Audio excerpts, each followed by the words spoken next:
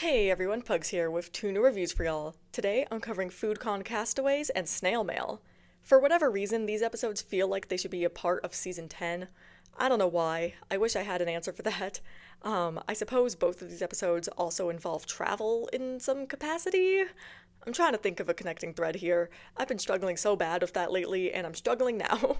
Which means this is about the time where I say thank you to everyone watching the video today. I appreciate every single one of you. And now, let's just get right into it.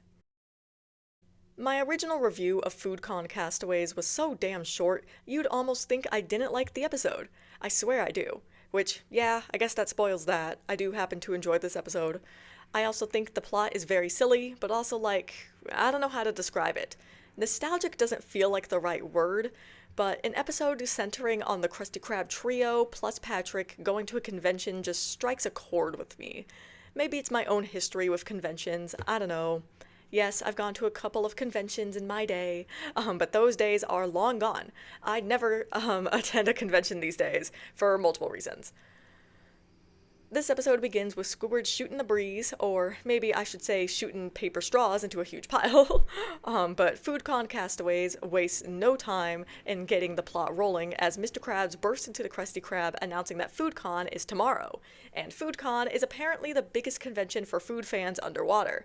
And there's a competition for the best dish, a competition that Mr. Krabs of course wants to enter the Krabby Patty into.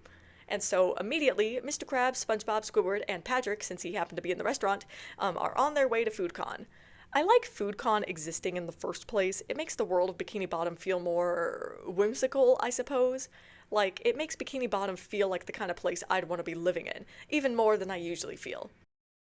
The magic of this episode is really in the chemistry and dynamics between the core four characters, because this episode nails it. I love the dynamic of all of them being on a road trip together. It's hilarious and wholesome and reminds me of the vacation episodes from Season 7. Or was that Season 8? I don't feel like looking it up, but it was one of those seasons. Mr. Krabs acting like a tired dad to everyone is once again a source of my quasi-father-son relationship crumbs, so that's a win for me. And of course, because these four are a literal disaster together, their trip goes off the rails very quickly as Mr. Krabs somehow drives off a cliff into a desert. With the crew getting lost, the episode provides us with plenty of great environment designs, like with the desert and then the forest. Great backgrounds all around here, I love it. And once the crew gets to the forest, the episode starts getting real silly because it starts getting real melodramatic, as everyone is starting to go hungry, and there's only the Krabby Patty left to eat. SpongeBob being the only one loyal to the sandwich is so very in character, and this entire part of the episode reminds me so much of pizza delivery, I have to wonder if this episode is intentionally referencing it. Same with Pineapple Fever. I also enjoyed the action sequence of the patty being stolen by a flying snail creature. Managing to keep his ravenous friends from the patty, SpongeBob bursts into Con with the sandwich. I like the way that our expectations are subverted here with the reveal that SpongeBob gave the judge the nature patty while Patrick eats the real one. Like, that was well done, but also in a sense predictable from a comedic standpoint.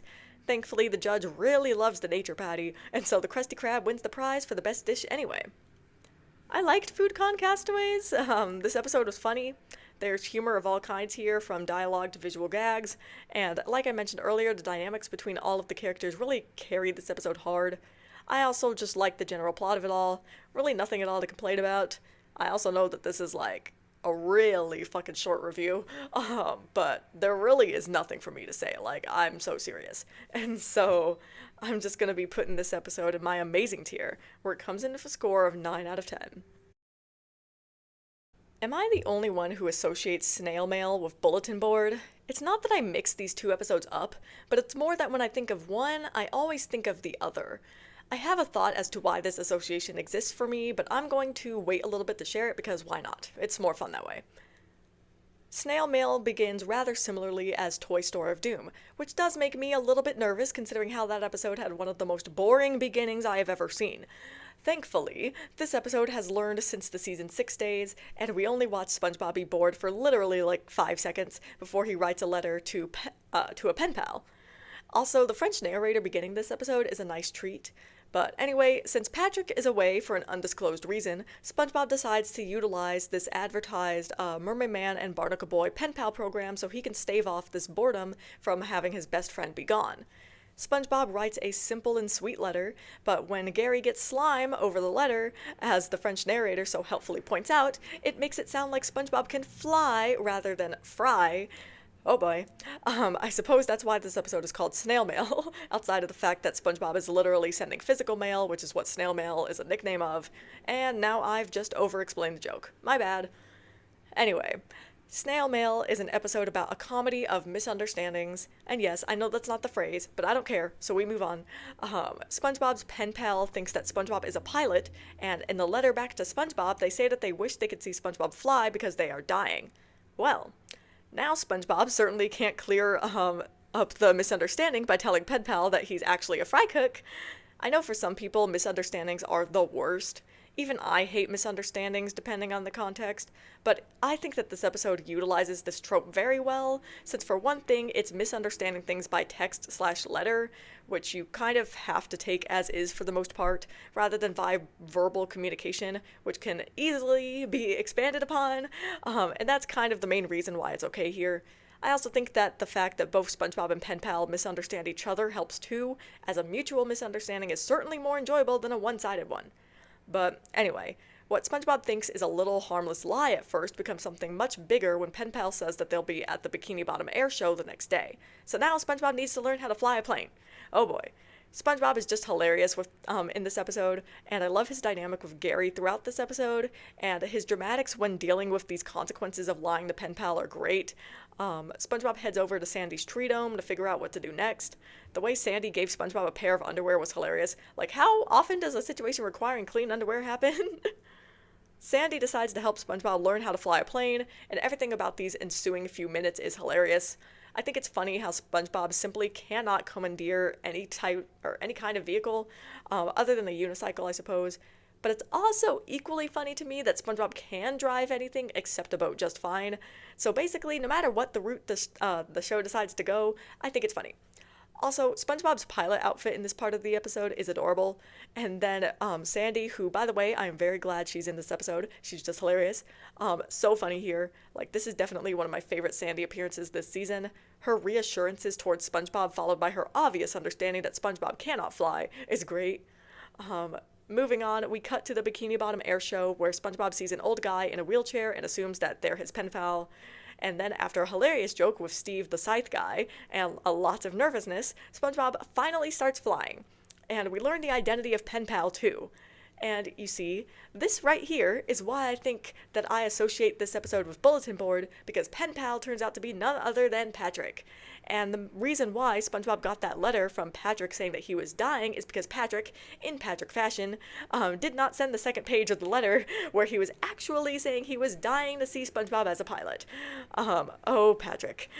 Of course, once this misunderstanding is cleared up, this is when everything starts going to shit, and we get the typical chaotic fare that I like to see out of this show. Very entertaining stuff. I think these kinds of chaos endings are something that have only gotten better with time, like a fine wine. And at the end of it all, we get the third iteration of the underwear joke, coupled with a gorgeous background. Now that's what I call a good ending. Snail Mail was a fun episode. Like, this episode was really just funny. There's not much for me to say about it. I like the characters involved here. I like the little twist. I like it all. There's something holding me back from putting this episode in my highest tier, though. But I'm not sure what that is. All I can say is that I just don't get that wow factor from this episode that an amazing tier episode needs to have. And so instead, I'll be putting this episode in my great tier, where it comes in with a score of 8.8 out of 10. As always, I'll be ending this video with some closing thoughts of mine. I don't really know what to say, honestly. I definitely had an easier time writing the scripts for these episodes than I did for the last reviews, but I think part of that was because I didn't have any tangents this time around. I also think my mood is just better, which is funny because it's literally just a few hours after I wrote the script to the last review and nothing substantial has occurred, but okay, shit's weird, man. Well, anyway, I considered changing the score for Snail Mail since I really don't see why this episode shouldn't be in the amazing tier, but honestly, I just want to trust my process here. Maybe that's lazy of me, but you know, considering all the work I do every week, not just at my job, I think I deserve to take a shortcut every once in a while. Oh man. I'm just now realizing that if I do 2 videos next week, which is so far the plan, next week will be the end of season 9, except the overview, of course. Well, shit. I need to do some thinking about getting my season 15 written reviews out. Alright, I think that's really all I can say for y'all today, so I'm gonna go ahead and close things out here, and I'll see y'all in the next review.